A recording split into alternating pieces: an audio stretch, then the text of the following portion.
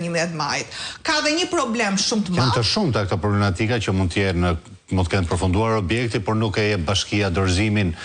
pronarit i cili e ka përfituar qofshin këto me donacione, me rindërtime etj. Dhe atë që kam parë dhe tek 5 maj është një fenomen në mbar Shqipërinë. Po meqense po flasim për këtë zonë, po evidentoj.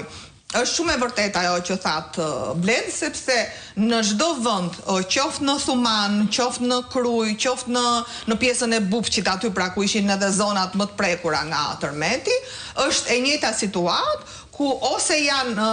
dorëzuar dhe nuk jepen dokumentat ligjor vetëm për shkak të presionit që ato i bëjnë çdo 2 vite kur vjen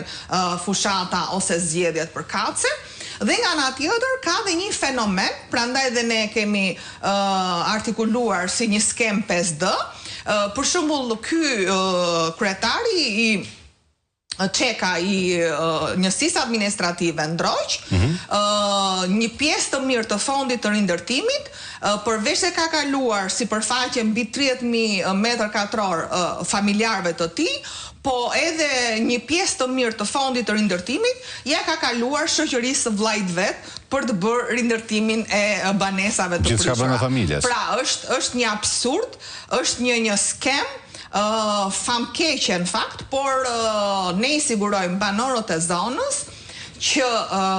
të gjitha këto çështje, me gjithë dëshirën që ka SPAK-u për të vijuar amnistimin e zyrtarëve të lartë Partisë Socialiste, nuk do të reshtim pa i çuar çështje deri në fund. Dhe nga ana tjetër, me këtë rast, i bëj thirrje gjithë administratës së këtyre 3 njësive për shkak të informacioneve që kemi marrë, që janë hedhur në sulm për të blerë, për të marrë karta identiteti, pra është një formë blerje, marrja e kartës identitetit që qytetarë të ndryshëm të mos shkojnë të votojnë ditën e zgjedhjeve, sepse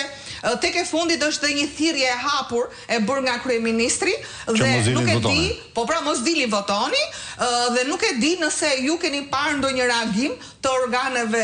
lisbatuese, sepse kjo është një thirrje e pastër, një konsumim i pastër i një prej veprave penale që lidhen me kodin zgjedhor dhe me veprat në krimin elektoral. Nga ana tjetër, këta punonjës të cilët zbatojnë urdhrat palishëm,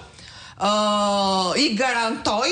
se pas 11 majit, jo vetëm që të gjitha do quhen një organizatë kriminale, siç i kemi emërtuar sot që i kemi çuar në SPAK, po edhe bashkëpunëtorët e këtyre banditëve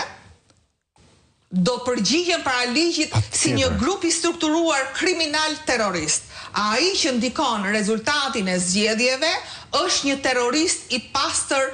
kundër Shqipërisë, kundër interesave të qytetarëve të këtij vendi, ndaj e gjithë administrata e Ndroqit, Pezës, Vaqarit,